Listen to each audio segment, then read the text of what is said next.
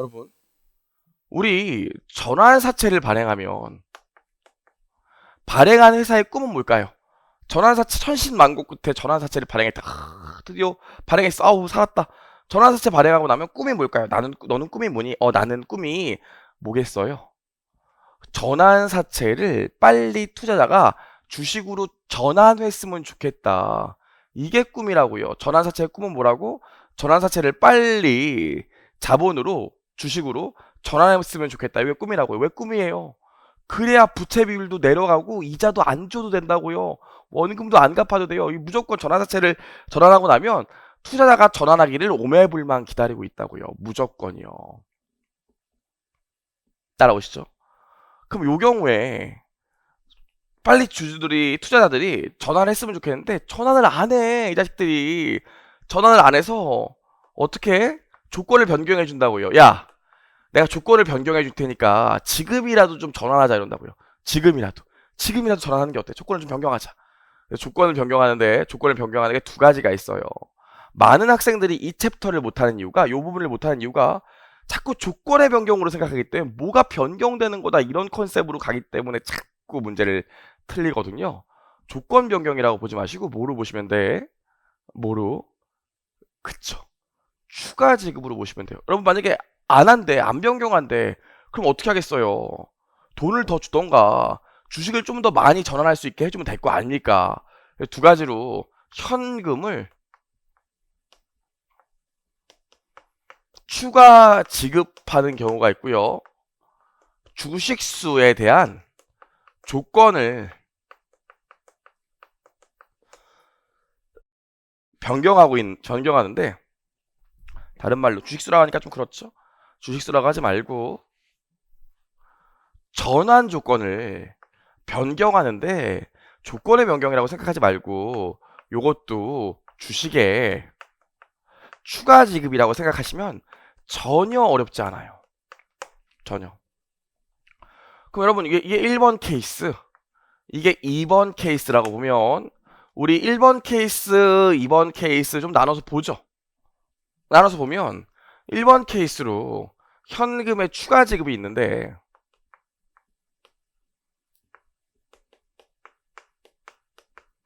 현금의 추가 지급이요.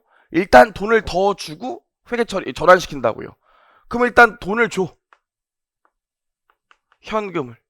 그리고 전환시키기 때문에 전환사채 없어지고 전환권 대가 없어지고 자본금 오고 주발조 오겠죠.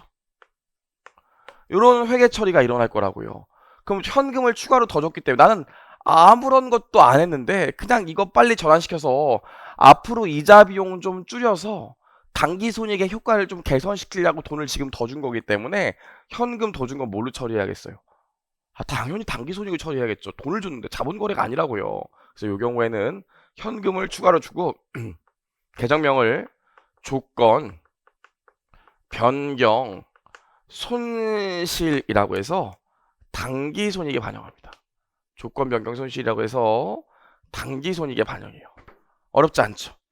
여기까지는 할 수 있겠지. 좋아. 그래서 우리가 현금의 추가 지급을 봤어요. 근데 여러분 이거 시험 문제 내겠어요? 제가 출제위원님 이거 안 내요. 뭐 낼 게 있어야 내지. 돈 준 거 비용 처리하는 거네요? 주식 발행 초과하면 증가한 거네? 그럴 거면 그냥 내지. 이거 뭐하러 섞어서 내요? 아무 영향이 없는데. 그래서 일반적으로 조건의 변경에서 현금의 지급은 시험에 잘 안 나옵니다. 낼 게 없거든요. 그럼 뭐가 나와요? 전환 조건의 변경이 나와요. 전환 조건의 변경. 두 번째. 전환 조건의 변경이라고 보지 마시고 주식에 추가 지급이라고 생각하시면 돼요. 주식의 추가 지급이요. 이런 경우에요. 만약에 액면 금액이 10만 원인데 당초 조건이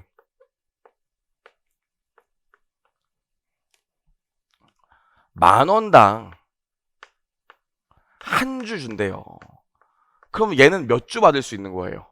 만원당 한 주니까 10만원 나누기 만원에서 10주 받을 수 있는 거죠. 전환하면 10만원짜리 전환사채가 있으면 전환하면 만원 받을 수 있는, 10주 받을 수 있는 거예요. 10주.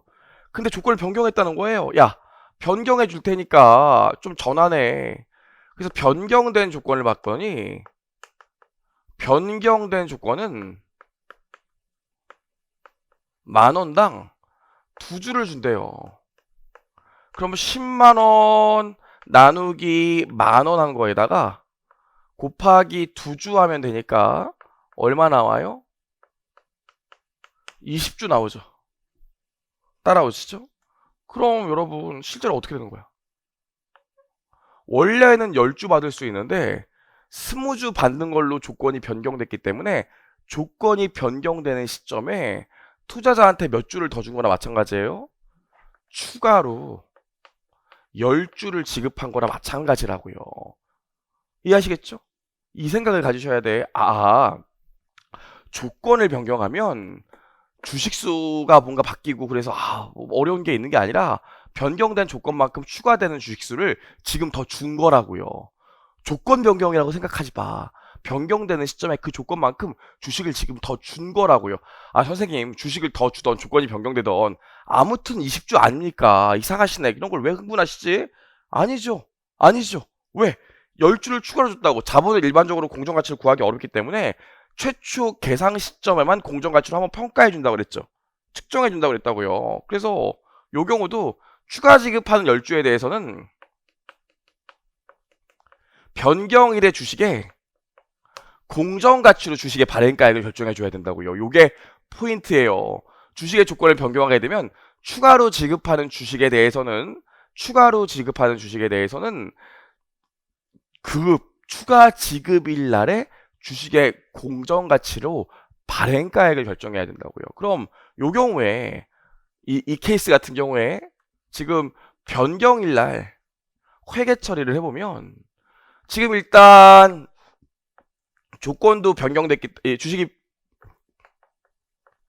이제 전환사채가 주식으로 바뀌기 때문에 전환사채 장부 금액이 없어질 거예요. 전환권 대가가 없어지겠죠.